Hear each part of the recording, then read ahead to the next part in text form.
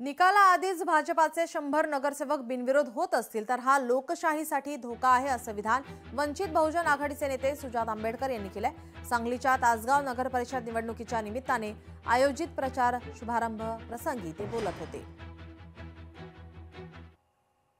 एक अशी परिस्थिती उभी राहिली आहे महाराष्ट्रामध्ये की आज सकाळची बातमी आहे की भाजपचे 100 नगरसेवक बिनविरोध जिंकून आले।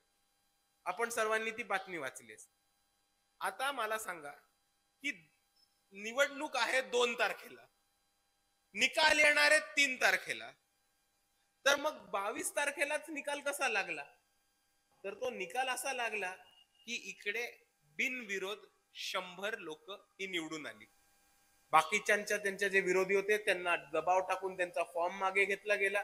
निवडणुकीच्या आणि निकालाच्या 1 आठवड्या आधीच जर 100 लोक नगरसेवक म्हणून घोषित होत असतील तर हा लोकशाहीला धोका आहे।